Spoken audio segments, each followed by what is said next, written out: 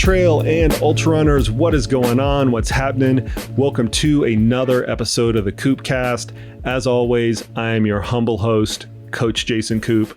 And this episode of the podcast deals with a training intervention that I have a long history with, and that is using altitude to improve athletes' performance, and specifically using a live high, train low intervention to prepare for races both at sea level and at altitude. This is an intervention that I've used for a long time, and it's also an intervention that has changed in terms of its application, how much of an impact that we actually think it makes, as well as how we arrange the intervention in the first place. And there's a great paper that I just happened to come across that encapsulates how this has changed over the course of the last couple decades, the title of which is Living High, Training Low for Olympic Medal Performance.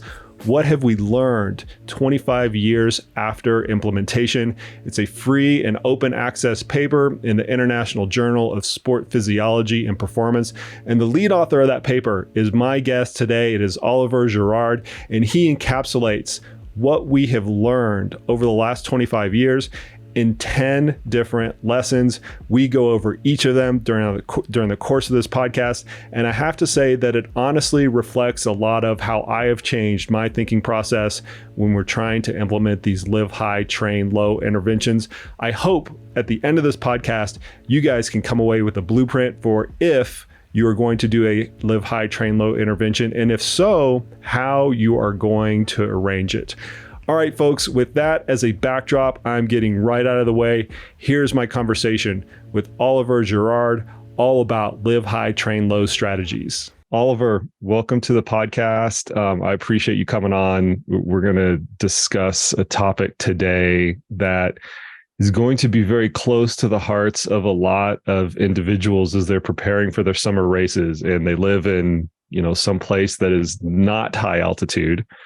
And they're either going to go up and train at a place that's high altitude, either for a short-term or a long-term camp, or they're going to compete at altitude. So it's always very topical during the summer, and I hope the listeners can appreciate that. But first and foremost, thanks for coming on the podcast. Yeah, thanks, Jason, for the opportunity. I listen to your podcast, and I always enjoy the conversation that you have with practitioners. So really, thank you for the opportunity. Well, we'll take definitely a practitioner's point of view from this, even though the centerpiece of it is going to be based on a paper that you wrote. And the reason I think this might actually come to light is I had to dig back into my memory banks into the first high altitude conference that the U.S. Olympic Training Center put on here in Colorado Springs, Colorado. And it was very, very early on in my coaching career. 2007 were all the papers that I could find from it. They might have had one before that, but the first one in my coaching career recollection was 2007. So well over 15 years ago. And Randy Wilbur just happened to be one of your co-authors, happened to be the person who was kind of leading the charge of this whole deal. And so I took the liberty last night and a little bit this morning before we got on the horn today to kind of review some of my notes from that, because I still have it. And I was reminded that one of the reasons that they put this conference on in the first place was not just to kind of collect everybody and discuss best practices with this training technique of living high and training low that was starting to become more and more common, but I had forgotten that the World Anti-Doping Association started to have some conversations of if they were going to ban hypoxic tents. And I'm not going to get into the politics of why that they were trying to do that, but it's something that I had completely forgotten because it's so commonplace now. And it's right here in my notes, like almost like on the first page of some of the things that we were discussing. So needless to say, we've gone around and around and around and around for a few decades now on best practices and how to actually leverage these types of training interventions. And just now we're here to this, paper that you very poignantly penned, which leverages the last 25 years of use. That's a long time for a training intervention to exist, to finally come out with, okay, I think we've got a good grasp on it. Yeah. Well, like altitude training is not something that is new. Like it came around, like just before the 1968 Olympics in Mexico, where like the scientific community realized that, well, that's going to be a challenge, right, for the athletes. So I guess the first like scientific conference were organized at the time, like in 1966 and 1967, like this is where really the scientific community, like we're aware of like what's going to happen to the athletes. And this is where, right, like that, like we had the first evidence of like, like the first training studies that have been documented systematically and so on. And this is at the time, like that around the world, like many countries started to build altitude facilities, like for example, in France, in Forum, like the National Training Center at altitude opened in 1967, like in the preparation of this Olympics. And like after that, the interest from the athletes, continued to grow, and it's been using for a long time what we call the live high, train high. But then we realized that like there are some limitation and drawback with these methods. And one of them is that, like when you spend a few weeks at altitude, that's great to get some adaptation, but some athletes might struggle to get and to maintain the training intensity. And I guess this is where like Ben Levin and James Stray-Guldenson came up with this idea of like, oh, what can we do, to try to maintain the oxygen flux. And for that, like you might want to, run some training session at lower elevation, hence why, like the live high, train low. So living high to get the adaptation, but training low to maintain the training intensity, right? And the training stimulus. So I guess the concept was born like about 25 years ago, right? When they came up with this idea. Yeah. Yeah, absolutely. And, here living in Colorado Springs, we have a lot of different permutations of that. We just happen to live in an area where it's not that difficult to actually live at, I'm going to do it in feet and not in meters. And we're welcome to switch back and forth. I think the audience will get the gist of it, where you can easily go up to 8,000 or even 8,500 feet and live. And then within a 30-minute drive, come down to 6,000 feet or even 5,000 feet and actually train to take advantage of some of the training adaptations. And then you add into that the use of artificial hypoxia, altitude tents and things like that can even enable that even further, whether it's a tent that somebody puts over their bed or they convert a room in their house. So there's all different types of it. And, once again, it's been a long time in the making. And so to add some guardrails to this conversation, we're probably going to predominantly, and I say probably predominantly because we always take tangents, but we're probably going to predominantly talk about the live high, train low strategy. So not intermittent hypoxia, not going to altitude for a short period of time for, short-term training camp and things like that.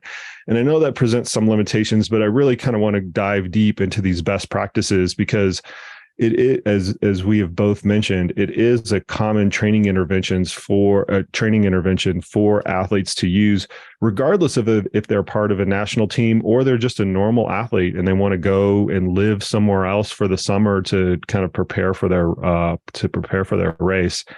The first thing, and you guys in the paper, which I appreciate very much, go for the jugular with, that everybody puts a big spotlight on when they're trying to determine how the intervention is structured, is what is the optimal dose. And I think the title of this particular bullet point within the paper illustrates it very well. And I'm going to put my own emphasis on it, and you're welcome to put your emphasis on it afterwards. But the title of this bullet is Lesson 1. There may be a relatively narrow window for optimal dose of altitude to be used with live high, train low. And I'm slowing down during the narrow window piece of it.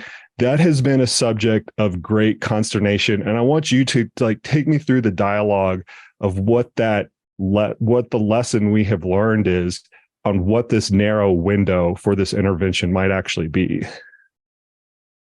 Sure. So I believe we are defining what is the appropriate hypoxic dose. And for that, we need to talk about two things. And one is the altitude severity, so the elevation. And the second one is how long you're exposed to this stimulus. When I say how long, is how long every day. And then for the total duration of the intervention, right? And then the combination of both. And you're right, there is a sweet spot, where we might get the adaptation. And this is when we get a sufficient stimulus when we hit the threshold, but also that like it's not becoming detrimental for performance, like, so I guess the take home message number one here is that the higher is not the better, right? Like, surely, like if you go to higher altitude, you get a stronger physiological stimulation, but then with that comes some drawback, right? And then like, yes, we might get higher like physical adaptation, but then like the side effect is that you're going to decrease the training quality, you're going to accumulate fatigue. And at the end of the day, if the main purpose of the camp is to improve performance, then you're missing the mark, right? So yes, and the same is true for the lower level, right? Like there's a certain threshold where like if you're not exposed to minimum altitude, which we believe is around 800 meters, 1,800 meters, then you might not get the adaptation that you want. So I guess the sweet spot is probably between 800 meters and 2,500 meters. This is probably like the spot where you'll get sufficient stimulation, but not, the drawback.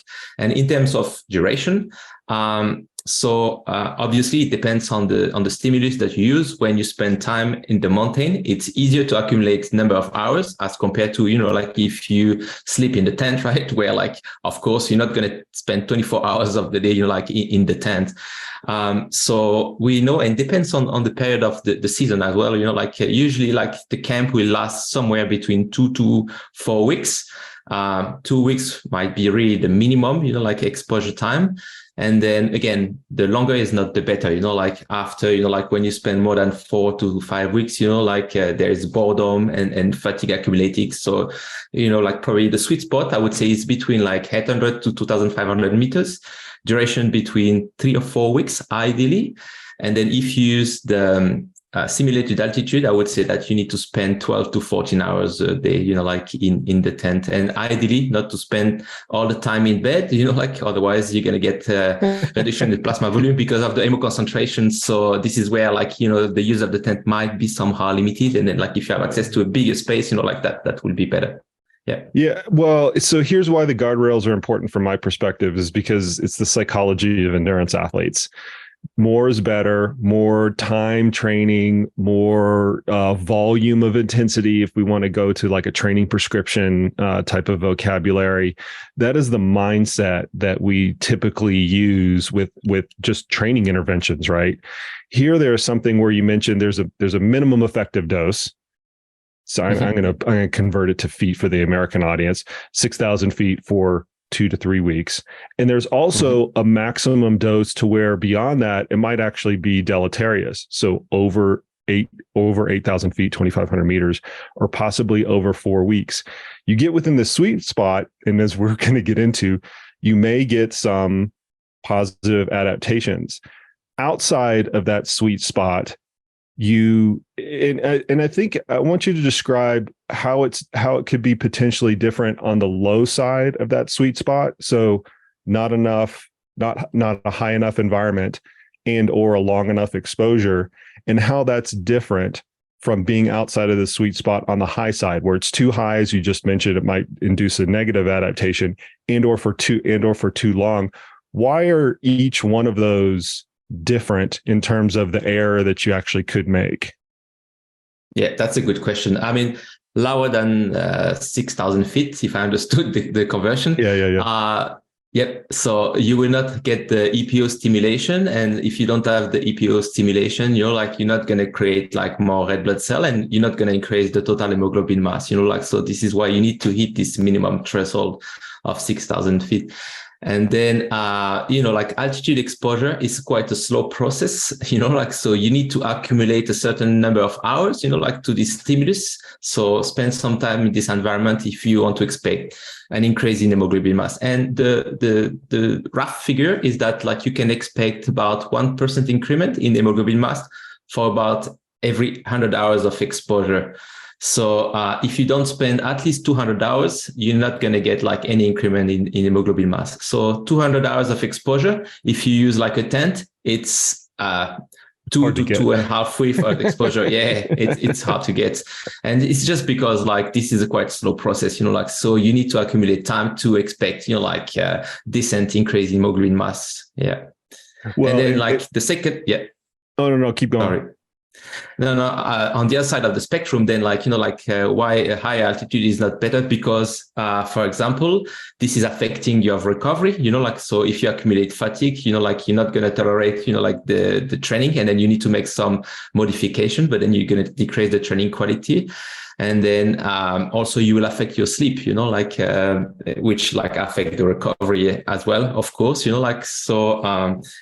you sleep at high altitude, many of the athletes will not tolerate this well, and then, you will enter this vicious circle. And then at the end of the day, the benefits that you may get from a physiological point of view, you will lose all of that, from a recovery and perceptual, and, a workout will feel more difficult, to conduct and so on, so hence why we need to achieve this sweet spot, which it's not an easy thing to do because everybody's different, right? So we need to understand how each athlete is going to respond, and then make some contextual adjustment, so that everyone can get the best adaptation, from this stimulus. Okay, you gave me a great lead in, and I'm trying not to belabor. I knew this was going to happen. I'm trying not to belabor the first lesson. We've got 10 to go through, and some of them are going to go pretty quickly. But you already mentioned this kind of golden ratio that has been thrown around a lot, mainly from the practitioner circles, right? How much can I actually expect to improve? You use this term of 1% improvement, and I'm going to slow down and emphasize this: 1% improvement in hemoglobin mass for every 100 hours of exposure. And not to drag that through the weeds too much, that is significant at the very tip of the spear from an athletic context. If you were trying to win an Olympic gold medal versus an Olympic bronze medal, that could potentially make a difference as long as it doesn't screw anything else up, as long as you don't make that adaptation and then lose it and we're going to talk about that in a second, and then lose it either to the same extent or a greater extent because of that effort. And that's no different than any other training intervention. But since we're talking about the optimal dose, we would be remiss not to also mention what's the reasonable response, right? What's the reasonable amount of adaptation that you can expect at the end of the day? And there's kind of two pieces of this. There's the functional performance improvement that we're going to mention in, lesson 7. I don't have them all memorized in order. There's the functional performance improvement side of it, but then there's also the physiological side of it as well. Without giving away too much of that future lesson, can we kind of encapsulate that really quickly in terms of, is it a really big change, a really small change, or what does it mean practically for athletes? Yeah, that's a good question. So I get what you can expect in terms of increase in hemoglobin mass is something between 3% to 7%. I would say 90% of the athletes, if they follow the principle, of having optimal dose, they probably can expect somewhere between 3 to 7% increase in hemoglobin mass. You will always have some athletes that will have less than that, or even a decrement, and then we can talk about the reason. One would be low iron store, for example, or embarking on the camp while being sick, and at the end of the day, you don't get the training response that you expect. You detrain, and that's why, and then some might respond more than that, and then can achieve up to about 10%, which we will still consider physiological response, after really decent exposure time, Yeah. Okay, so we've got the guardrail so far: 2 to 4 weeks, 800 to 2,500 meters in altitude, 6,000 feet to 8,000 feet for our American audience. Now we're going to start to get into, I feel like, the whole host and array of caveats and things to take into consideration before people start to arrange this. The first one that we started to recognize very, very early, going back to Ben Levine's work. I remember talking to him about this when I was a teenager, and just as a quick personal backstory, he did a graded exercise test on me when I was 15 years old or something like that, when I shouldn't have been doing a graded exercise test. And I remember talking to him about some of the altitude training studies that he was actually performing at the time, which would have been in the mid 90s. And one of the things that he brought up that I still remember to this day, one of the few things that I remember from that time frame to this day, is that for whatever reason, I'm using his voice now, For whatever reason, some people react really well to this and some people actually react negatively to it. And so we're now terming this, we are now using the vocabulary. There are either responders or non-responders, and there's nuance in that they just respond differently.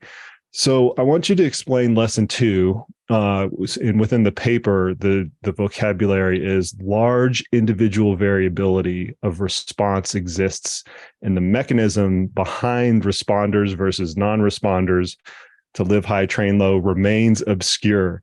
I think that's a good title, but let's explain it further. How do people respond differently, and then why do we really not know why that is the case? Yeah, that's another good question. I mean, obviously, like there are some guiding principle, and like you asked me before, like what could you expect in terms of hemoglobin mass? And I say, well, like somewhere like between like 3 to 7%, with probably like a group average mean of like 4 to 5%. But like, who is the athlete that is the group average, right? Like no one, right? Like, like every athlete is different. And the thing with altitude training is that like we normally expose a bunch of athletes doing the same training camp, to the same altitude. And like, we are all different, right? So yes, I believe that there are some like genetic predisposition, and this may explain why, like some like have like better physiology than others. But there are like so many contextual factors that will also explain, like once someone will get a stronger response than someone else, like, and at the end of the day, I think like everybody is a responder, like it's just that like when you give the same stimulus to everybody, like guess what? Like, of course, like some will adapt with the stronger response than others, like, and, if like actually like you individualize the dose, like you modify the training, I think like everybody respond. It's just that like some might respond quicker than others. Some they might require higher dose than others, like some require different training adaptation and so on. But the problem in scientific studies is that like we don't do this adaptation, like academic studies is different from real life, right? Like, and the problem is that like in most of these academic studies, there is no adjustment. So like, this is why we often see like this widespread of response. And then we say just like, oh, there are some responder and some that are not responder.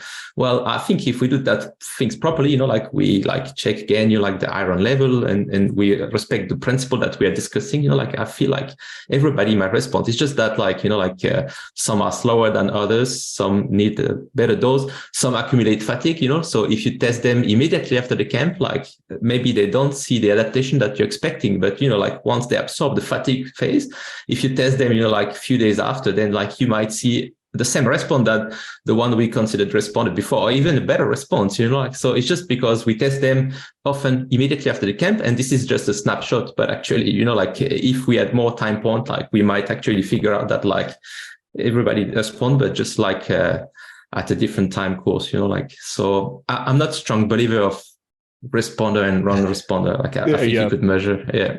Well, so, okay, since you're not a strong believer in that, this is your first challenge question where we can really put our practitioner hat on, right? And one of the fundamental components of training is the aspect of individualization. As a coach, I have an athlete stable. Not every athlete is going to get the exact same workout, even if they're very similar, and even if they are very similar and training for the same race. I'm still going to individualize the training prescription that I use for them based on a whole host of things. And just as a very coarse example, one of the ways I get a fix on that is I look at their previous training and I just ask them, hey, when were you doing really well? And when were you doing really poorly?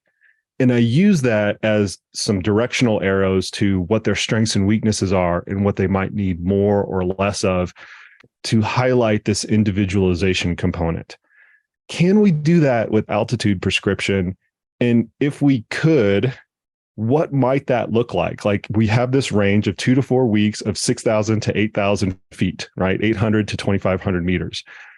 That's a pretty big range.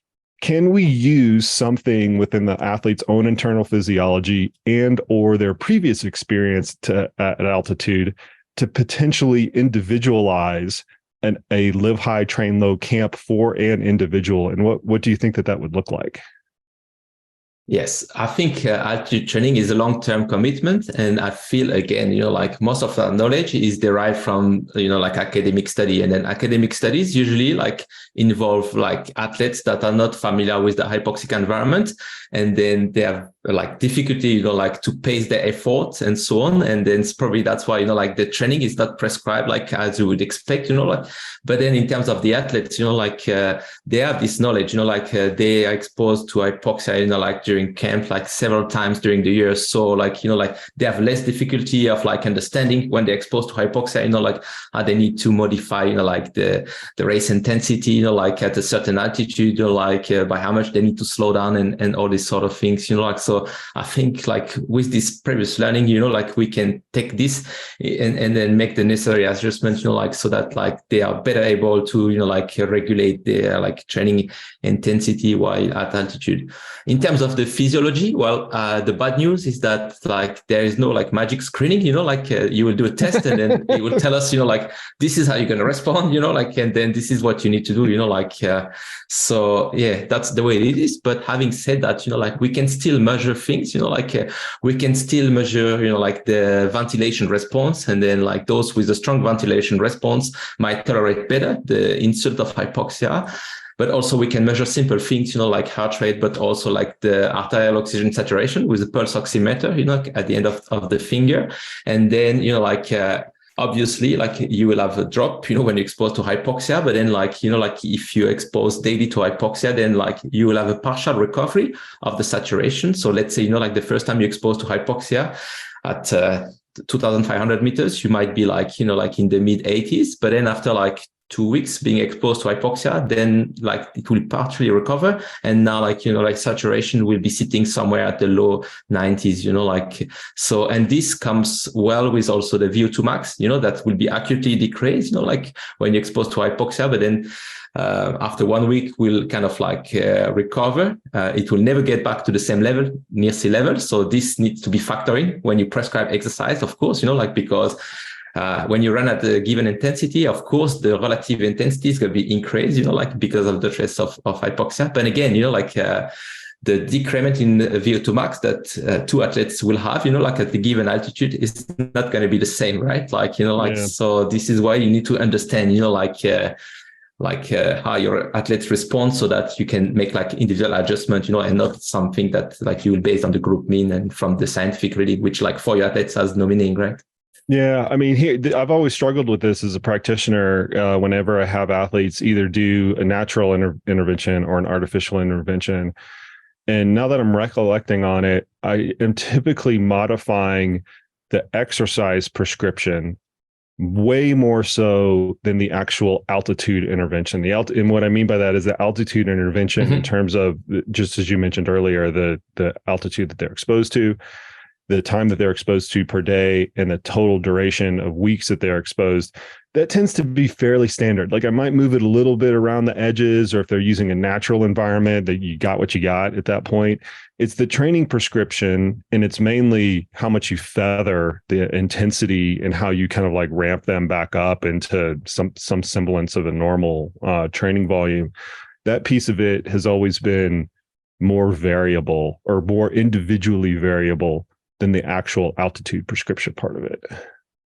And funny enough, this is probably the part that we understand the least, to be able to successfully prescribe, like an altitude training camp. You're completely right. Like we know the guiding principle in terms of what we discuss for the dose, but like with that in mind, after like how for each athlete, we modify, like the training workout, like this is really the piece that like we need to do more work on obviously, yeah.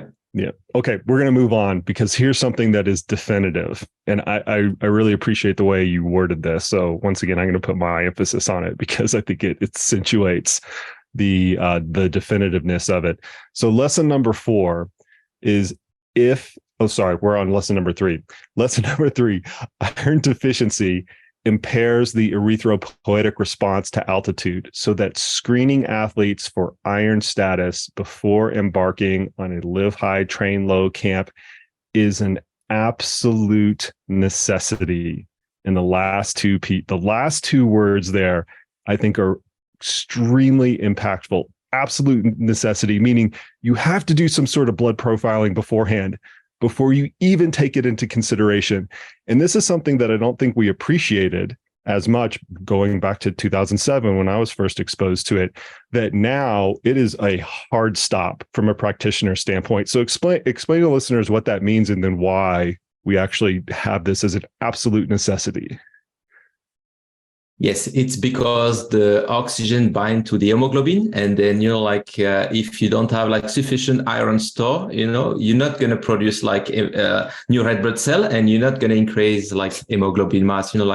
As simple as that. So it's been largely documented now that like if your athletes are iron deficient before they embark the camp, it's highly likely that they will not see the expected increase in hemoglobin mass as we described it, right? Like 1% for every 100 hours of exposure, and the reality is that there are some populations that are more vulnerable, and endurance athletes in particular, like they are very well known to have like low store of like iron, and also the female athletes, they are like typically described as being more vulnerable.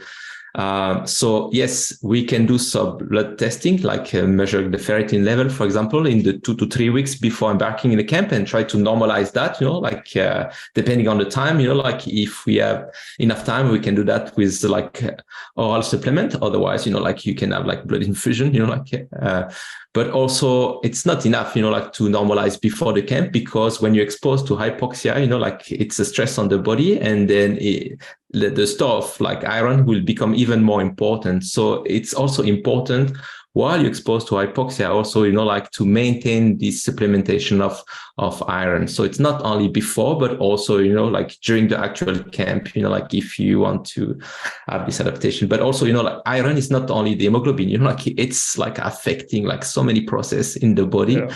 And that's going to affect, the energy, availability, so for all this reason, we can all agree that you need to double check your store before you embark on the camp, but also while you're in the camp, the question that we don't really know now is what's the best way to do that?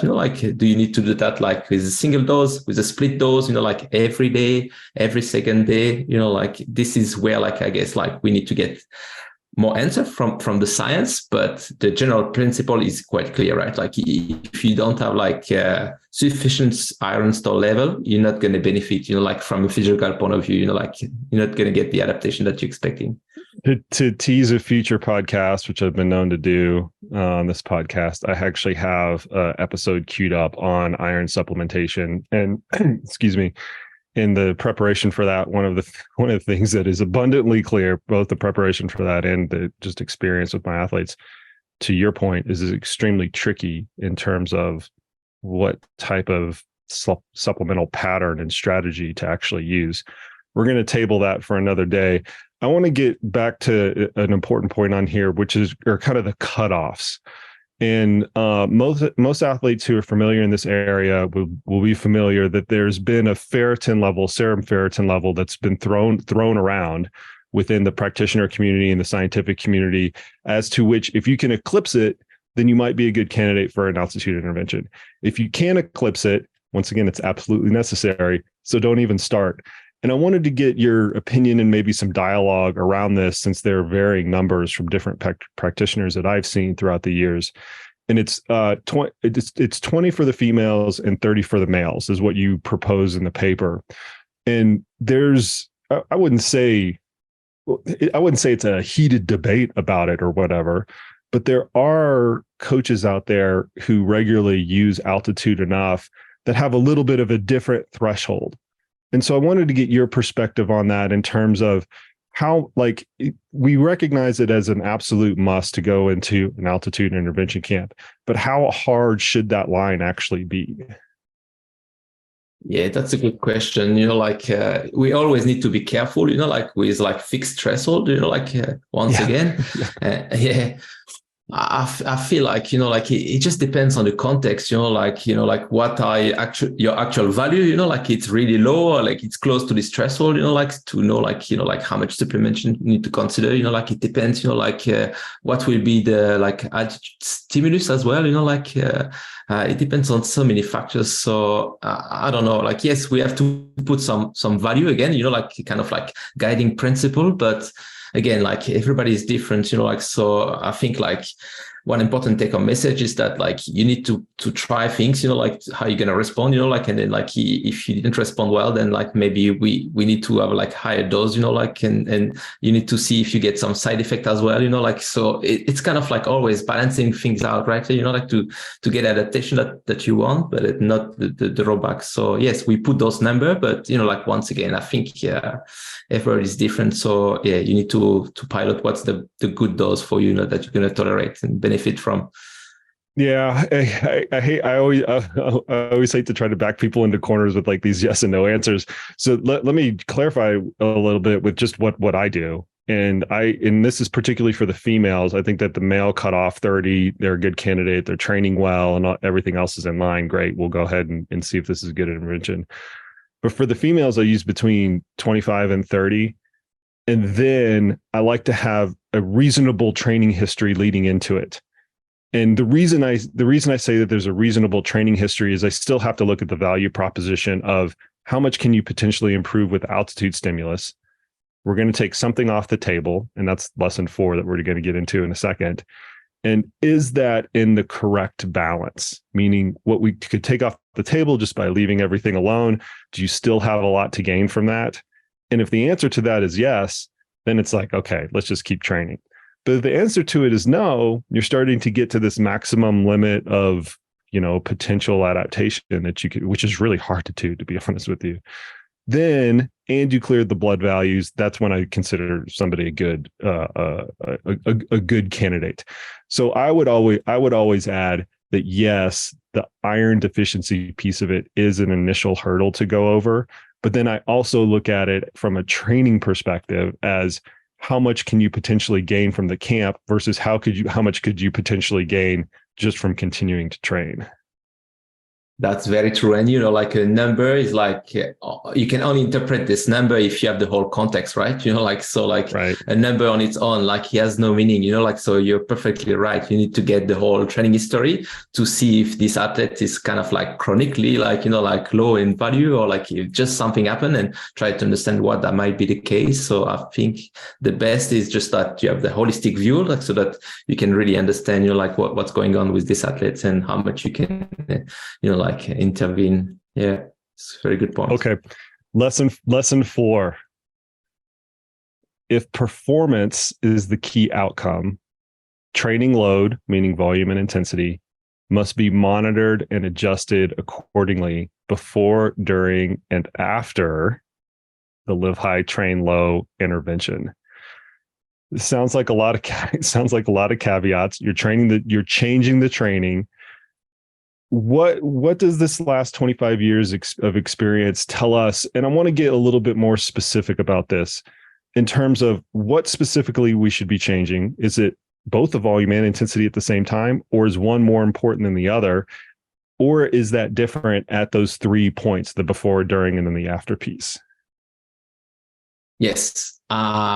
So when you embark in a training camp, like you want to make sure that your athletes are well rested, like there is no accumulated fatigue and so on. So like you need to have like a kind of a taper before you embark into the camp. Otherwise, like being exposed to hypoxia is an additional stress, like additional to the training, and it's another layer of complexity that you need to carefully manage, like in order to cope well with the stress of the environment, so the first point I would like to make, I guess, in terms of intensity is that actually, like you can maintain intensity, like being exposed to hypoxia, like it's just like, up to like 60 seconds effort, like the performance, like if you do an all-out effort will not be any different, at normoxia and up to like quite severe hypoxia, like it's just because, the glycolytic contribution is going to increase so that you're able to maintain your output, so what you will need to do, like when you start to repeat those effort, or if you need to extend, like this workout duration, it's just to modify the nature of the workout. Like you may want to increase the recovery, but you might not need to change the actual intensity. Like you can maintain the actual intensity for like a shorter duration up to 60 seconds or up to like, I would say like 600 meters race pace, like for middle distance event, like in terms of the volume, like because you need to manage the like all the side effects of, like you might not be sleeping well, like you might be more dehydrated and so on. So creates more stress on the body. So like usually like there's a requirement to reduce the volume, like of the training, especially in the first week until you see that your athlete is coping well with the stress. And then like it can be somewhere between like 10 to 20% ish, I would say, like, like this is what we normally do. Like, like again, that's when big. It's the first time, that's big. Big. That's big and worth going over. 10 to 20% volume reduction in the first week of an altitude exposure. It's big, but like at the beginning, when an athlete is new to the altitude training, like we use a conservative approach. Like this is maybe why like we decrease training volume by this much. But then again, like when your athlete is familiar to this environment, like and then like being exposed like multiple times during the season, and how they're gonna respond, like then like you can like modify that, and then maybe you don't need to have like a reduction of volume by 10 to 20%, like but usually like the first time it's around that, like like 10 to 20%. And then after like later during the camp and after, like it just depends, like the purpose of the camp, like if the camp is just to achieve peak performance immediately after the camp, of course you can accumulate fatigue. So you may want to, during the last week before you like descend, like and then you compete, you may want to reduce also the training, like acting like as a tapper. But then if the competition is just scheduled, like a few weeks after your return to sea level, then I guess you can continue and maintain the higher volume than if the performance was right immediately after the camp. So again, it just context dependent, right? Like it just depends, like when is the competition and what you want to achieve, and I guess in which phase of the season. But I would imagine that's the next question. Well, I'm going to skip forward to lesson 6 if you're keeping order here, or somebody's reading the paper while we're actually going through this, because I think that's a good segue into it. But I want to go back to this training load reduction because it's not immaterial, right? It's a material decrease in the total amount of training load. And the main way that you can do that through volume, you probably also need to do it through intensity, especially if it's an intensified training phase. But it shouldn't be lost on the athletes and the coaches that are out there listening to this, that it's probably not zero, meaning you're just maintaining your normal level of training. And it might be up to 20%. That's a significant reduction in training volume. And when we talk about the potential costs and benefits of going up to altitude, the missing out of training needs to absolutely be taken into consideration when you're even thinking about doing this in the first place. Yeah, it's like the success of altitude training is just balancing, like the acclimation response and then maintaining the training like quality, like, so as you say, like, if you don't do some adjustment, like you might induce some extra fatigue and like potentially overreaching. And then like at the end of the day, like you might not benefit. But again, I guess it just depends on the experience of your athletes. But then I measure that like for some sport, like when I say like up to 20%, that might look scary, right? Yeah, 100%. And there's a big confidence piece of that too. Like you go into an altitude camp, and this is why I always work through these things with athletes beforehand when we're arranging this, and they have to look at that and kind of be okay with a little bit of that ding. It's the same thing with a heat training intervention. We always take some training off of the table when we do a heat acclimation protocol. A, they have to be kind of prepared for it. But B, since the altitude it really is a take it or leave it thing. Nobody's going to force an athlete to do an altitude training intervention because this is like icing on top of the cake, right? To use a food analogy. With a heat training intervention, you might actually need to do that if you're going into something like Badwater or Western States or some hot weather event. With an altitude camp, even if you're going to Hard Rock, right, which is a very famous, 100-mile race here in the United States that's contested at very high altitudes, you don't need to do an altitude camp in advance of that. Your fitness can just kind of take care of the gig there. And so when you're talking about these very real training adjustments that you need to make before and during, sometimes that actually brings it into reality of if the intervention is going to be, even worthwhile or not, because you're having to take so much training load off of the table. Let's skip, since we're talking a little bit about kind of the orchestration and kind of the context around taking training off of the table. Let's skip to some of the timing pieces of this. So this is lesson 6 for the people that are following along, which is consideration of current training and competitive phase. So where you are at in your whole training architecture, your whole periodization structure. Consideration of that periodization structure and the timing of the performance evaluation post-intervention directly influences the outcome. So basically, where you're plopping this in the middle of, I hate to use plopping like you're haphazardly doing this, but where you're placing this intervention within the whole context of training is a big deal. That's essentially the summary of this particular lesson. Yes. And the problem that we have is that like most of knowledge, again, is derived from academic studies. So in academic studies, the participants were not necessarily trained, but also they are tested with no consideration about being in a specific period of the season, so there are no boundaries. So this is why it's difficult. And then like when you work with athletes, it's more anecdotal evidence, like smaller group and so on. So at the end of the day, like, we don't really have like a lot of background about, like how someone may respond differently in different phases of the season. What we know is that like when you expose the same group of athletes, like to the same training camp in, 2 consecutive years, for example, like, yes, the group mean will be about the same, like in terms of increase in hemoglobin mass. But then like if you start to correlate, like the change from year 1 to year 2, you will see that the correlation is quite weak. So what it means is that like if one athlete was benefiting a lot from the first camp, like in the year 1, like might not be the same athlete, like in year 2 that also benefit the most. And actually there was some study from my colleagues here in Australia, the AIS, and they showed that probably like 1/3 of participants, when exposed like to the same camp 2 years in a row, about 1/3 will benefit like every time, and there might be like about 50% that like might benefit like 1 year or the other. And then like maybe like about 20% that like might not benefit at all, like either year, so that's like complicated, After maybe to go back to your question, I guess it just depends again what you want to achieve. Like, are you using if I train low, to get better when you want to train and compete at altitude? Or do you want to train this way, like in the preparation phase, like when you can accumulate more volume, just to prepare, like for the season?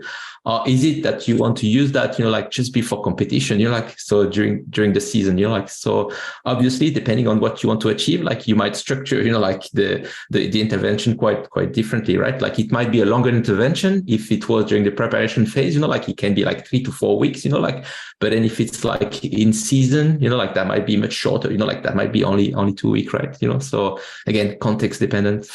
Yeah. And so this is what athletes and coaches are going through, right? So I want to do this and I want to do it in order to get some improvement immediately before a race. That's one context. I'm going to do this intervention, this altitude intervention.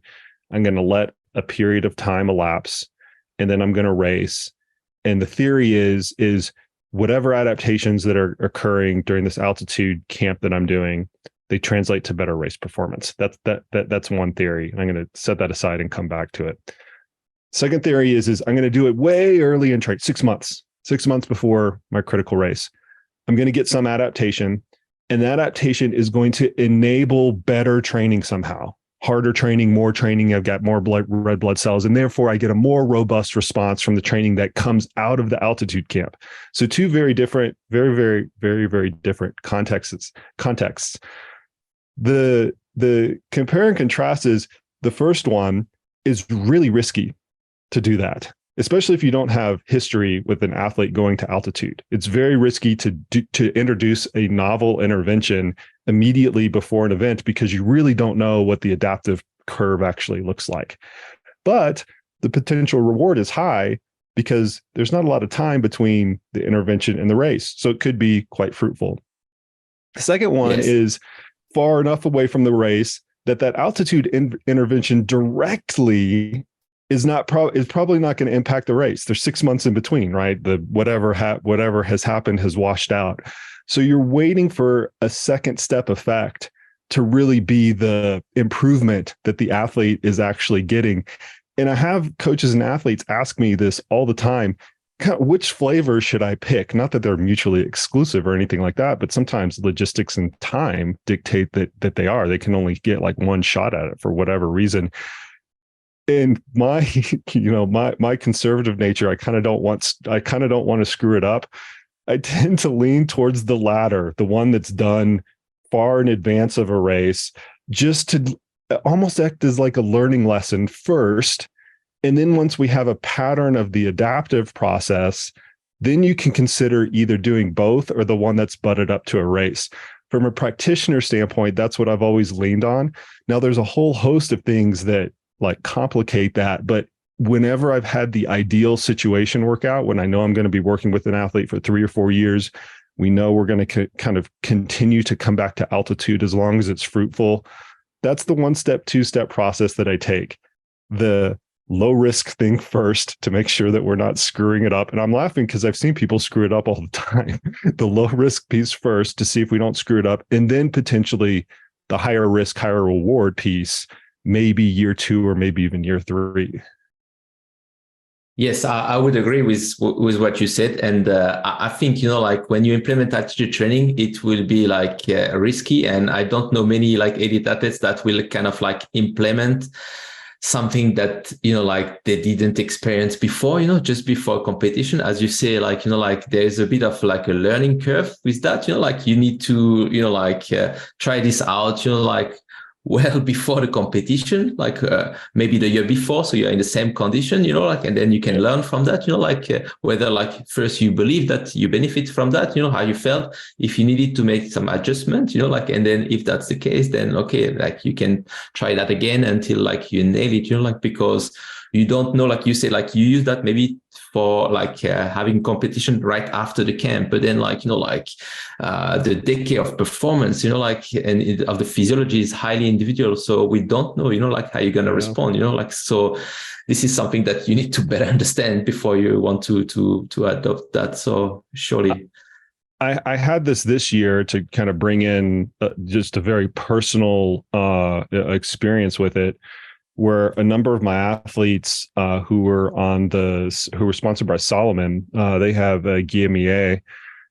He's kind of taking control of their sports science services that they're offering to their lead athletes.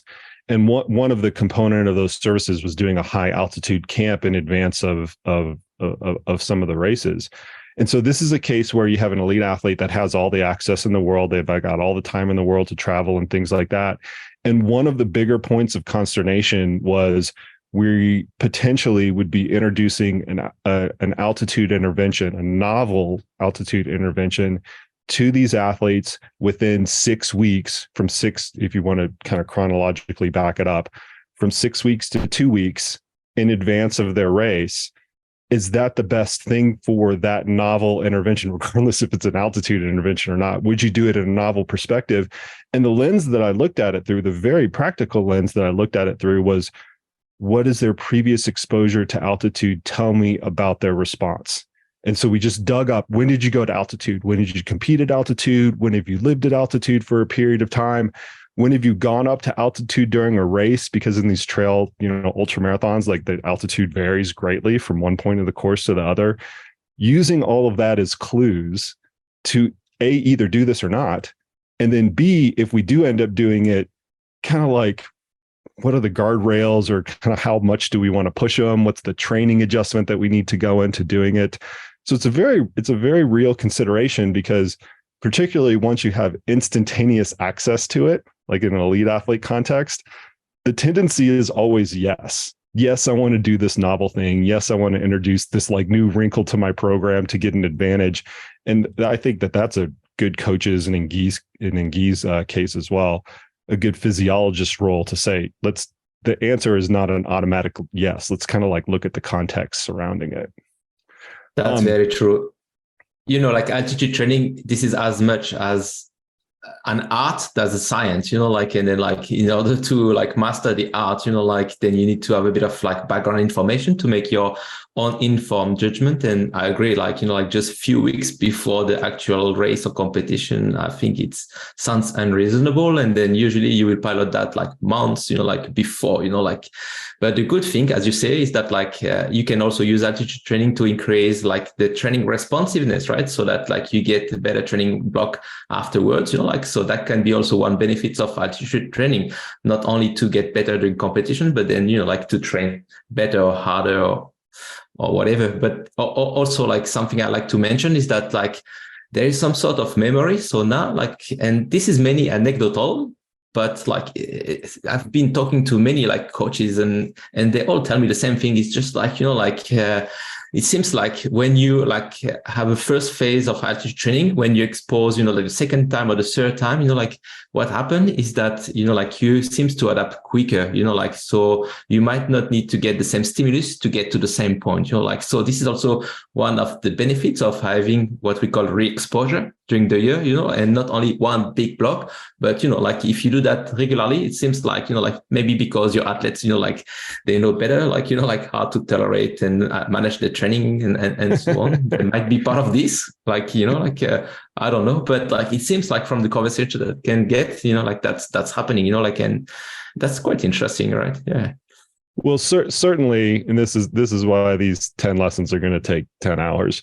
Certainly, there's both what I would, well, not certainly, anecdotally, there's a physiological learning effect to your point, meaning the actual physiological response, if we were to measure every single point of it, is different with subsequent exposures. And the theme of that is it takes less dose to achieve the same response.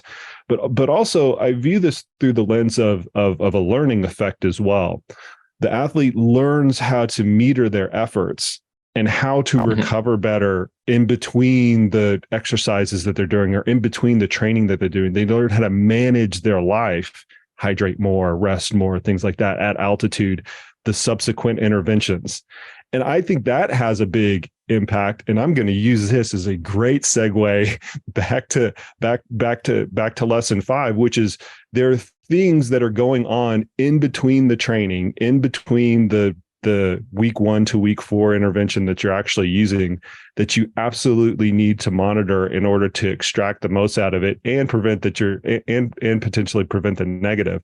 So lesson 5 is successful live high, train low implementation requires careful monitoring of sleep quality, fatigue, hydration status to avoid developing infections, illness, and or overreaching, overtraining states.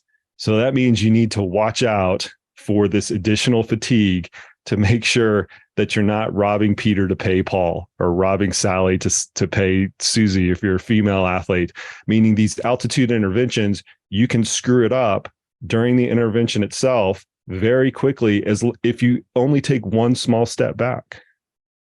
Yes. What I would like to say is that like altitude will expose your weaknesses exponentially, like, so, like if you're not tolerating well, like the training that you're exposed to, like then like by supplementing that with hypoxia, it can only get worse, like, so hence why, like we need to nail all the basic. And I think this is probably one of the most important take home message. Many times, athletes think that like, I'm going to be exposed to hypoxia, so I will surely get better. It will solve all my problems. And actually that's just the other way around, like that's just like silly, right? And this is just the other way around. So like what you can get with hypoxia can be meaningful or even substantial, like, but then like, let's be clear, like if you don't have like proper preparation, you recover well, like you sleep well, like what you're going to get with hypoxia is going to be lost, like, and then like, like you will not get any benefits from the actual training camps. And I guess that was the main take home with this message is that like, like nailing all the basic, it's probably more important than like what you can expect, like from like additional hypoxic exposure. So it's very important that you continue to do what you do with your athletes, like what you're going to measure, like regular monitoring so that you can, like make the informed decision to adjust, like your training, like during the camp. Yeah. I cleverly rephrase this to something that you mentioned. Altitude will expose your weaknesses because of the continued stress on it. And a lot of times we think about this in a race day perspective, but it's absolutely true from a training intervention. So from a race day perspective, if your weakness is nutrition, altitude's just going to expose it. That nutrition issue is going to show up earlier in the race. It's going to be a bigger problem from a magnitude perspective as compared to a sea level race, because your physiology is taken up, to use a layman's type of term. Your physiology is taken up by the fact that you are constantly exposed to this altitude. Well, the same thing is in a training intervention. I'll give you a really, really easy example. If your weakness is sleep, right, for whatever reason, your lifestyle, your sleep habits, whatever is going on, if your weakness is sleep, you can only get 7 or 6 hours of sleep a night. That is going to be exposed during an altitude camp and become a bigger problem. If your weakness is hydration, for whatever reason, day to day, you're just not hydrated. Altitude is physiologically going to expose that, because you literally physiologically require more hydration at altitude as compared to sea level. So this point that you need to monitor what's going on during and put a bigger magnifying glass on it during the altitude camp itself is absolutely, I agree with you, absolutely imperative. And coming from a practitioner's lens, again, I have pulled people out of altitude camps because of something that I was seeing, not only in the training, but also just during the day-to-day stuff. Their sleep was kind of crap. And for a few days, I just pull them out to say, you know what, I just have a feeling. It's a feeling at that point. And maybe there's some physiological rationale behind it with some of the monitoring that we can use. I have a feeling that you're going to get sick. I don't think it's worth it. Let's just train. There's nothing wrong with that. You're just going to train anyway. Yeah, that was absolutely the right decision. Okay, let's move on to 7. Live high, train. And this is really pertinent because of the devices that are out there and the ways that you can actually achieve pulling off an altitude camp. Live high, train low strategies can be successfully implemented to increase red cell mass and maximum aerobic power with both natural and artificial altitude, meaning you can use a natural altitude camp. You can literally live high, drive up the mountain, live at a higher altitude, and literally drive down to do your workouts. Or you can use a tent that's in a room, goes over your bed. There's a number of different contraptions for them. Both of those are effective. Yes. So I think each methods, if you use natural altitude or simulated altitude, pro and cons, of course, when you go to natural altitude, it's easier to accumulate a larger number of hours, but then, you have side effects. You need to travel to the mountain. So there's a cost associated with that, of course, he might be far away from home, for some athletes, spending 4 weeks being away from the relatives, the family, that might be stressful, if you put them outside the environment, at natural altitude, you need to take into consideration the environment, most of the time it's cold, so that might also affect, how they cope, and all the surroundings, because of budget restriction, then you might have to share your room, with another athlete, which for some athletes, it might be a problem and then affect, also their well-being and sleep. So there are a lot of things that you need to consider, just outside, is the stimulus really the same or not? I think everything around that is even playing a much bigger impact, than just whether the stimulus is the same or not, I think now with the technology, we are kind of able to simulate an altitude, and then we might need to make some small difference, to try to achieve the same physiological stimulus. So, if you want to simulate a real altitude of 2000 meters, we know that you may want to simulate actually a bit higher, probably around 2200 or 2300, to kind of get the same actual physical stimulation. But again, there are so many other factors, that come into the equation, to try to decide whether you want to go with the natural altitude or, the simulated altitude, access to resource. Yeah, so many things. Yeah. Is it a reasonable synopsis that if you're using an artificial environment, you just need a little more?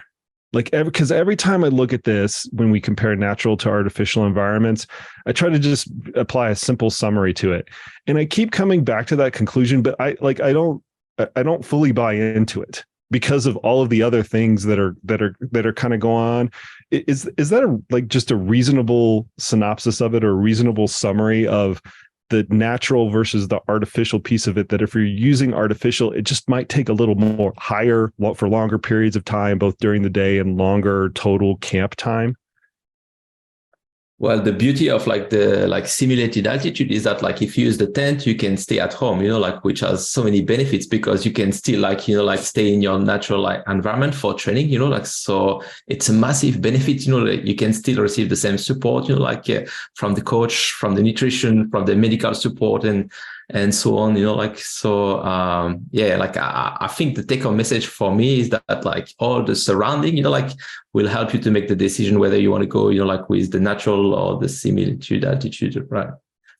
As you say, with small adjustment, we are able to replicate the stimulus, I guess, by spending a bit more time, by making the altitude a bit higher, we are able to do that. But I think all the other factors play a much stronger role, in the decision making. Yeah, because where this comes through from a practical perspective is I personally have had athletes that have done what I'll call an altitude camp in a natural environment. So they're going to drive up the mountain, drive down the mountain, and they've had opportunity to have an altitude camp with simulated altitude. And going back to my earlier point that you're using previous lessons to drive the intervention going forward, one of the things is you can't treat them as equal from a prescription standpoint. You have to kind of look at the things that are around them that might enable them to tolerate more, tolerate less. And I don't have a better summary than when I'm trying to translate one to the other. You just need a little bit more when it's artificial, yet it's harder to get because you're stuck in a room or stuck in your bed or something like that. Yeah, one of the benefits also with the simulated altitude is that you can adjust, the altitude, as opposed to when you go to the mountain, stuck. Right? Yeah, it's kind of Yeah. Okay. So we'll table that, and we'll go on to this next one. And I love this next one as a coach, and I'm going to rephrase it because I think it'll make a little bit more sense to the audience. The next lesson 8, is the specific physiological adaptations. And we spent a lot of time talking about red cell mass and hemoglobin as a result of live high, train low, are often more robust and repeatable than the actual performance piece of it. And this is true with any intervention. We can always look at the physiological underpinnings, and in almost all cases, we can identify the changes in those to a greater extent than we can the changes in performance. And there's a whole host of reasons for this, but I want to get your perspective on this. We can see the physiological underpinnings change that may not translate to performance in every single case. Yeah. Well, otherwise it will be too simple, right? Everybody would just commit to that, if it was magical, it's magic. Yeah. Well, I mean, I don't need to convince you that performance is way more complex than just physiology, right? If it was a direct relationship, then it would be quite simple equation, but that's not the case, right? When you do an intervention, you accumulate fatigue, and then you need to go over that, so hence why I guess, the performance is kind of having an undulating nature, so, and yes, maybe the physiology is a bit more robust, but to be fair, I think the physiology is not that strong, the decay is really individual, and it depends on different factors, for the altitude training in particular, it depends on, the neocytolysis, the destruction of the red blood cell. That's quite individual. It depends on the like pattern of like ventilation, how you readapt, like to like normal oxygen level. And it might depend also on some neuromuscular consideration, right? Like if you're adjusting, like your running velocity and so on. So, and I think each of these three like has a specific time course of adaptation, like, so it's really hard, like to pick, to decide when will be the best time for you to, plan your performance, because like it's hard, like to get the three together to just kind of like have, this is the sweet spot, this is the right time for you, like to perform, like, so yeah, it's quite complicated. Performance is multifactorial. I tell our coaches that all the time. We can bring somebody into a lab and we can measure them 8 ways from Sunday. Your VO2 max is improved here. Your power at lactate threshold is improved there. Like all of these different variables, and they might just go out and perform better on race day. In fact, you hope that that's the case. You hope that improving these physiological variables result in some meaningful performance improvement. But that being said, there's a whole host of things that go into performance that are outside of physiology, and the physiology is more or less meaningful depending upon the context of the actual race and the individual athlete. I wanted to use this particular lesson to talk about another thing that really it's touched on a little bit in the paper, but I want to bring it to light a lot more. And this is something that we recognized mainly with the first altitude camps going back to Ben Levine's, versions of this, where they would literally bring in 20 people to a high altitude environment and they would all train together. And then they would go back out to their individual training locations. That a lot of the performance improvements, to link it back to this particular lessons that we saw, were more of a byproduct of the training camp itself. You're bringing everybody together, at least in a lot of the earlier contexts. You're bringing everybody together. There's this camp effect that happens on a training level that the altitude is really indifferent to. Like if you just took a magic eraser and you erased the part about they went up to altitude, you could look at the athletes training and say, hey, they're just training harder and they're getting a bump from the harder training. They're training with people, they're training faster, they're cajoling each other into doing more training. And that could be good or bad, in a training environment.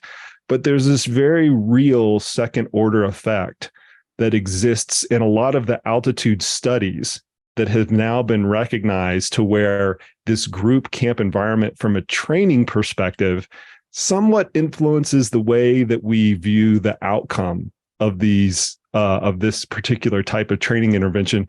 And I wanted to get your like very realistic thoughts on that. Now, there have been a number of different studies that have tried to isolate this, but a lot of times when we look at the research, we can't ignore the fact that the training is actually different, either on an individual basis or because of this second order group effect. Yeah, I can only agree with you. Like, I mean, like, let's be honest, like the placebo effect, like it's just like so strong, like when you have like a bunch of athletes, like you change them from their natural environment, like, and then they train harder, like, and yeah, just that, like might explain, like why they actually get better, like just outside, like any like hypoxic exposure, right? Like just this might explain. And then in the early study, of course, it's very difficult to blind people, when you take them to the mountain, you cannot tell them then, right, they're at sea level, right? So now with the technology, we're able somehow, like to kind of conduct this type of study, like, but like you're completely right, like the placebo effect, like it's very strong in this type of study, for sure. And the same would apply, like for heat stress and all this sort of like, intervention, like, yeah. Okay.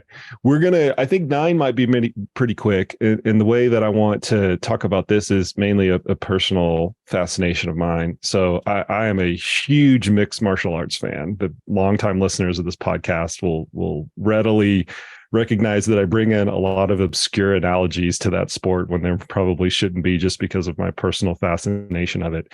But lesson 9 has a little bit to do with that in the fact that traditionally, these types of interventions were almost exclusively reserved for the endurance sports, for the triathletes, for the cyclists, for the runners, track and field athletes, marathoners, and things like that. But we're starting to see more and more other types of athletes use these altitude interventions. And I'm more, and where I'm coming with this from my personal fascination is I watch the before every UFC card, they have an embedded series where they follow the fighters around within their training camps. I'm starting to see it crop up more and more, where they're using an altitude intervention in the several weeks before their actual, like big fight or whatever. And I always think to myself, I'm like, is this really necessary? But that's neither here nor there. I wanted to get your thoughts on the expansion of this into other sports.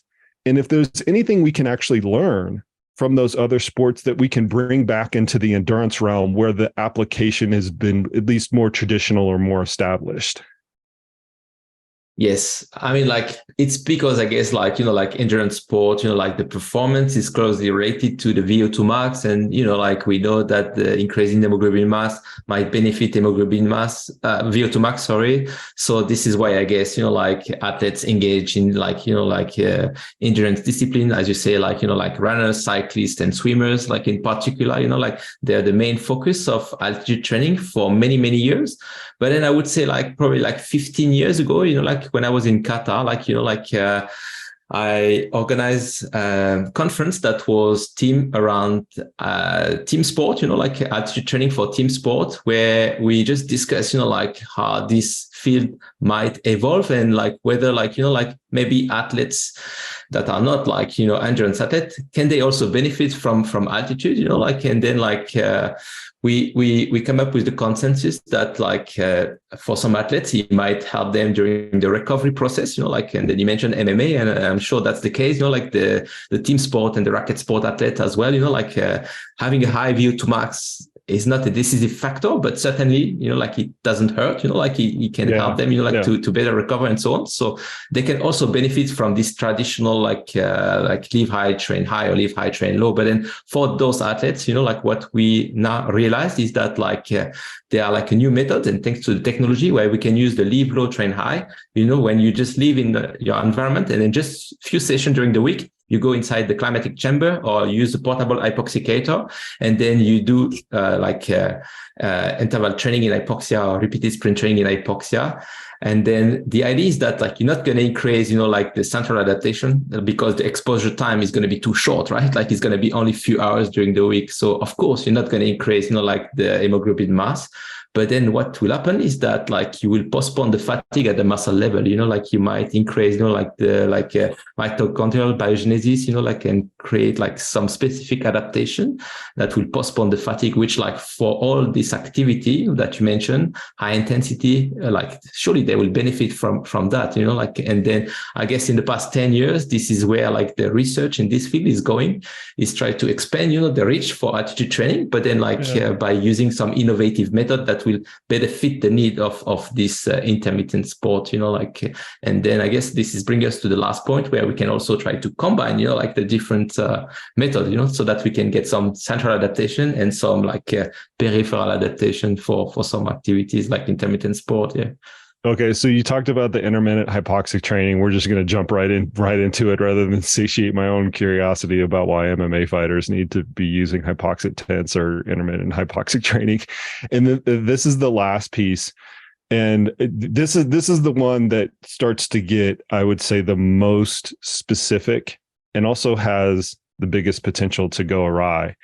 And I'm going to read it verbatim this time. Lesson 10 is additional hypoxic and or heat exposure, in parentheses, if well managed. I love your caveat there. If well managed, may boost live high, train low benefits, meaning you can get even more adaptation if you use these very specific techniques. So first off, let's explain what those specific techniques are kind of within the live high, train low intervention that we might be using. And then we can get into why that actually might be of additional benefit. So I think we need to separate two types of adaptation, what we call the hematological adaptation and what we call the non-hematological adaptation. So the hematological adaptation, that will be the hemoglobin mass increase that you can achieve, as we said, by spending some time at altitude. So it can be by going to the mountain, and then spending a few weeks, the live high, train high, or as we discussed today, the live high, train low, right? When you also go down for a few sessions to better maintain the oxygen flux. This we know that's working pretty well as long as you follow the principle But then in the past, I would say like 15 years, like the live low, train high method. I'm not saying that was born 15 years ago. Like it's been used for a long time, like in Russia, right after the Second World War, like they're already using that, like for acclimatizing the pilot, this is not new, but just thanks to the technology now, like where it's like very, I would say easy, like now to implement hypoxic exposure during your training session. So we could see a large development of new like training method by using hypoxic exposure. So of course you can do that continuously during intervals, as I mentioned, during a repeated sprint training in hypoxia. So you just do like all out sprinting, like in this deprived oxygen condition. You can even do like resistance training in hypoxia, where like the expectation is that you're going to like further increase, like muscle strength because you get like larger like muscle mass, like thanks to the stress of hypoxia at the muscle level. If again, this is well managed, where you take advantage of hypoxia. So it's not that easy to implement, but we can get there, and I guess for athletes like the team sports, then like they might benefit from like, like hematological and non-hematological adaptation. So maybe for them, like we can combine methods to try to get the best of the two worlds, right? Like, so that we can increase the hemoglobin mass, like, so they like carry the oxygen better, like around the body, but also like, like create some specific muscular adaptation, like so that they can better tolerate, like the high burst of like power that are generated during sprint action and so on. So this is where, for example, you can come up with the new method that we call the live high, train low and high. So it means that you do the live high, train low, right? Like to get the central adaptation, but also during the, let's say like 2 or 3 weeks, like training camp, you can also supplement, like your training with some session where you're going to do some all out sprinting in the chamber, like at maximal intensity. And then we know that this is creating some specific muscle adaptation from the muscle biopsy study that we have been conducting. Yeah. I think it's important to say, what is the altitude that you are performing the sprint training at? It's important to clarify that when people are trying to think about, okay, I'm going to do live high, train low, but I'm also going to come back and train high for these specific sessions. Does that need to be at a specific altitude that's more or less than the living high piece?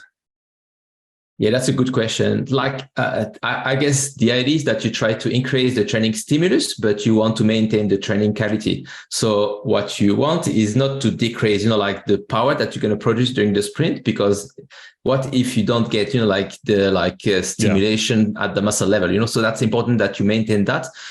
But then that you create like, like an additional stimulus thanks to hypoxia. So to answer your question, I think like the answer is around 3,000 meters, I would say, like, which is a fraction of inspired oxygen, about like 14 to 15%, like, I think, again, this is probably like this trade-off, like to get some additional stimulation, but at the same time, you preserve training quality, right? Like, yeah.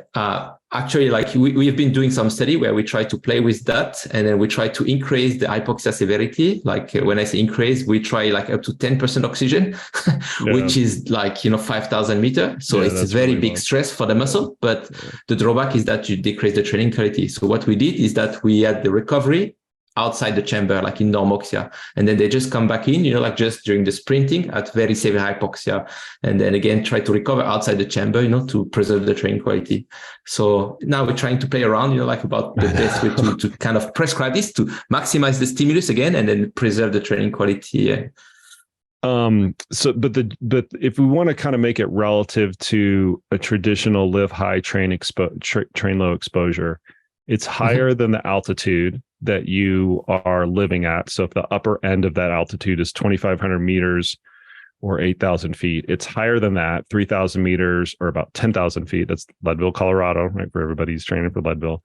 And then you're also manipulating the workout such that you can still achieve the same quality of the workout. And what I mean by manipulating the workout is essentially your work to rest ratio and or the total amount of work that you are actually doing.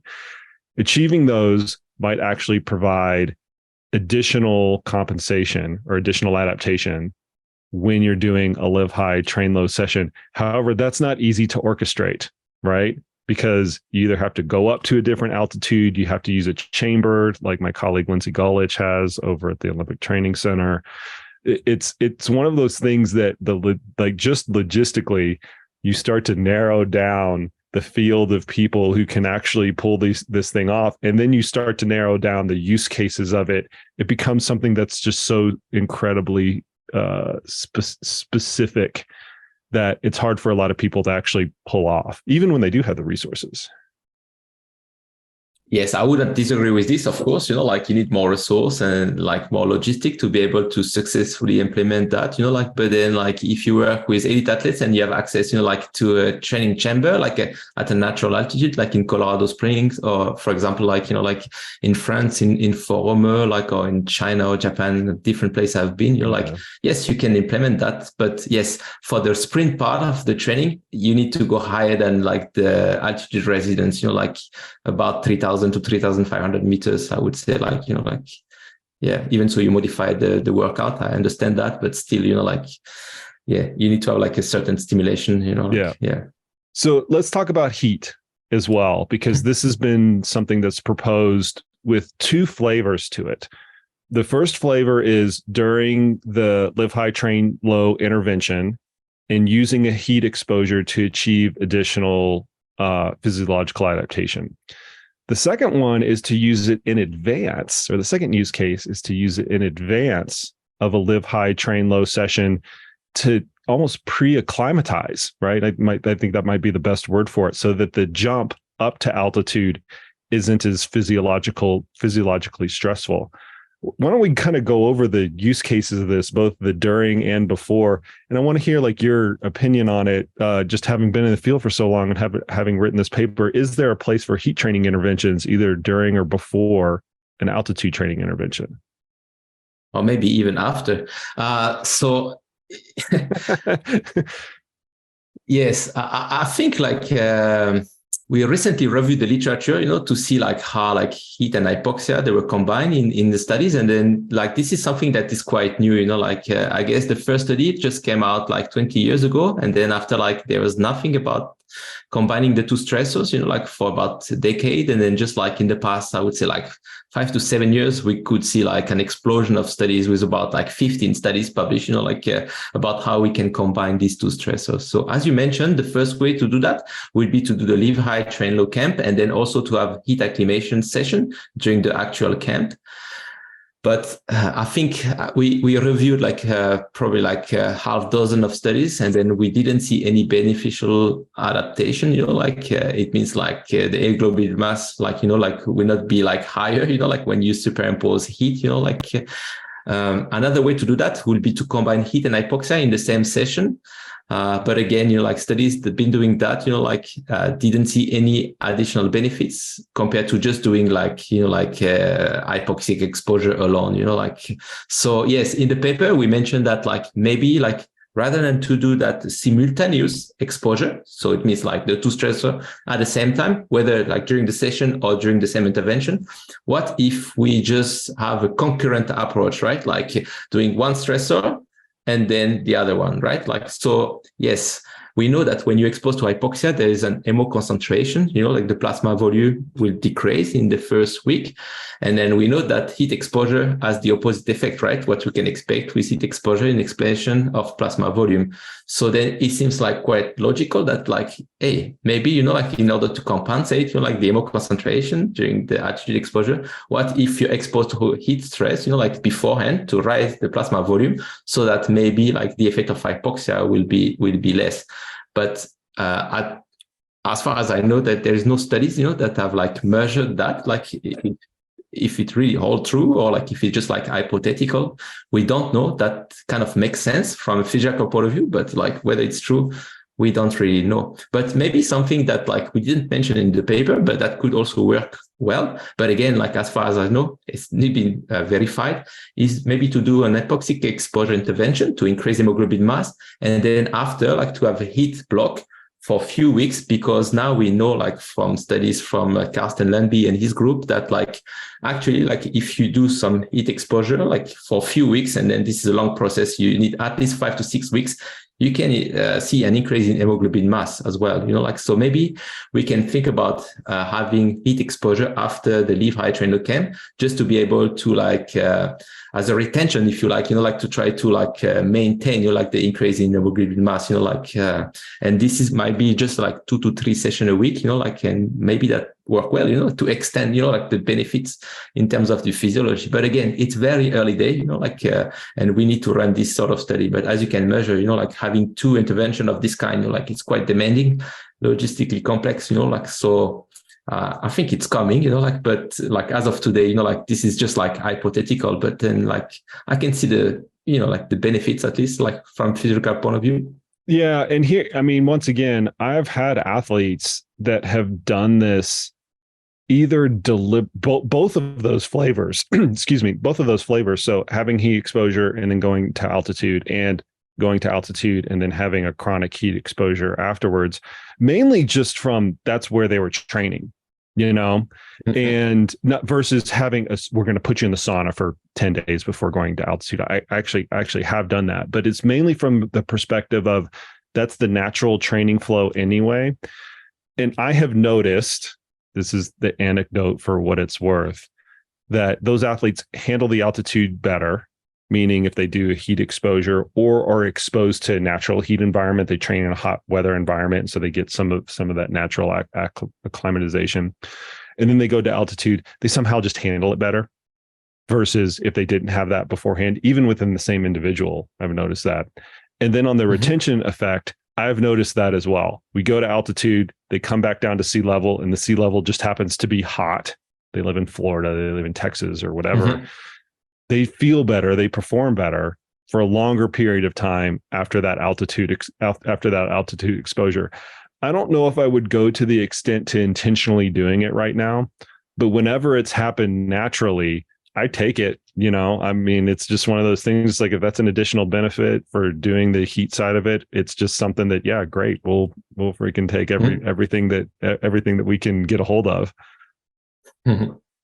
Good to hear. Yeah, for sure. Anecdotal evidence, often drive, scientific investigations. So that would be good to verify, with some studies, what you describe is surely true. Yeah. Okay. So let's kind of come back to the beginning, which I think is the general value proposition, as well as the guardrails of a live high, train low intervention that can be effective for a majority of people, or at least some people. I don't even know if we could say the majority or not. If we want to kind of bring it back to the beginning and summarize it in just a couple of minutes, what are some key features of this live high, train low camp that people can implement if they want to try one of these strategies? Yes. So one of them is just to make sure that you're well prepared, as we discussed, you need to make sure that you're not overtrained before you embark in the camp, that all your iron store level at the level that you consider normal for your athletes. That you have an idea of what's going to happen, ideally you pilot that before, so you already have experience of the training camp. So what will be the stress on the body. So how to manage the basic, in terms of sleep, hydration, nutrition, and so on. And then most importantly, the training component, as we discussed, that's really the part that will have the most effect to dictate whether or not the camp is successful, so knowing how you can adjust your workout, that's important. If this is well managed, after let's talk about the physiology. So the physiology, we said that we need to hit this sweet spot that for most athletes will be between 800 meters to 2,500 meters in terms of the severity of altitude. Lower than that, you might not hit the threshold, so you might not get the EPO secretion and the increase in hemoglobin mass. Higher than that, as we say, you might have some drawback in terms of how you cope with the altitude, and then how you're going to recover, and then manage all the sides, what's happening during the camp. In terms of the time that you need to spend, it depends if it's done during the early phase of the season, or if something that is done as a re-exposure during the season. but we know that like less than 2 weeks, it's quite unlikely that like you might get any like hematological adaptation, like, so ideally, like you would like to spend about 3 weeks and then maybe up to 4 weeks if it's to be done during the preseason. If you're exposed to natural altitude, it's way easier to accumulate hours, like because you're going to spend most of your time, in this environment. But then if you were to do that at home in your natural environment using a tent, or like an altitude hotel, you may want to spend 12 to 14 hours, at least I would say, so yes, less than 200 hours of altitude exposure, like you might not get any meaningful gain in terms of hemoglobin mass, like it will be in the noise, so like what you would really expect, like in terms of the physiology is somewhere between 3 to 7% of hemoglobin increase, if it's done according to the principle I just described now. And again, after like you might adjust, like the content of training based on like what's happening next, like whether like you're going to compete immediately after the camp, or if it's just like to build your training base, like your training responsiveness, then that's a different story. You can manage the fatigue after the camp, and let's be worried about, like the fatigue accumulating during the camp, so I think these are some of the important principles that like you need to consider, right? Like when you embark in the live high, train low methodology. I think that that's a great synopsis. Before, during, after, and then during, you have these particular guide rails. That's going to hit the bell curve of people that are thinking about doing an intervention like this. And it's reasonable that they get some adaptation from it as long as those are managed correctly. There's a whole lot of additional detail, but those basics, I think they can provide a really good platform for a lot of athletes. Oliver, this has been great. I hope the listeners got a lot from it. I got a lot from it as well as it reconjured a lot of the practice that we were currently doing, and I guess reinforced a lot of the practice that we currently are doing in this space. I'm going to leave a link in the show notes to the paper. It's open access. It's in the International Journal of Sports Physiology and Performance. But outside of the link that I leave in the show notes, how can they learn a little bit more about you and your research or altitude in general?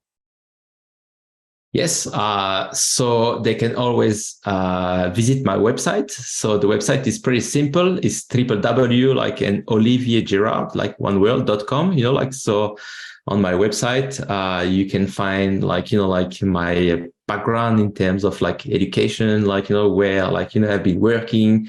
And then also you can find all the publication. It's kind of an online CV where you also have some picture about, all the different experimentation that we have been conducted and so on. And then from that website, you can find my Twitter handle and also my email address. So like if you have some question or if you like to connect, then like feel free to do so. That was perfect. I will leave a link in the show notes to that website as well. Oliver, thanks for coming on the podcast, and thanks for this fantastic paper. I think it's a great resource for both athletes and coaches alike, and elite and normal athletes alike that are thinking about choosing to do a live high, train low intervention. Thanks, Jason. All right, folks, there you have it. There you go. Much thanks to Oliver for coming on the podcast today. And I hope at the end of this podcast, you listeners out there have some parameters and a toolkit available to you if you are thinking about introducing a live high, train low altitude intervention into your training program. Because as we discussed during the course of this podcast, there are ways to do it where you can get a good training bump. It can actually be efficacious, but there are also a lot of ways that you can screw it up. And hopefully you land in the former category and not in the latter. In the show notes, we'll have links to the paper as well as Oliver's website. Y'all go and check it out. It is an absolute wealth of information. The paper is free and open access and is actually a really easy read. And I think it's something that coaches and athletes will draw a lot of information from alike. If you want to satiate your research curiosity even more than listening to this podcast, I have something for you. My new subscription newsletter, Research Essentials for Ultrarunning. We look at 3 research topics, specifically in the ultramarathon realm. Every single month, we put those pieces of research through the ringer. We analyze the results and the statistics and the methods, and we come out with very practical applications that you can take into your training that is written in plain English so anybody can understand. I know there's a lot of confusion out there in the marketplace, and seemingly you get bombarded every single week with a lot of research studies that have been interpreted in the lay publications, often of which those things tend to come into conflict with each other. We tend to sift through all of that and come up with the most practical pieces of research with expert opinions and analysis, all delivered to you in a viewer-friendly format that is easy to understand every single month. You can find a subscription to that for only $9.99 a month or $99 for the entire year. All you need to do is go to the show notes or go to my website, jasonkoop.com, and you can subscribe to this newsletter. All right, folks, that is it for today. And as always, we will see you out on the trails.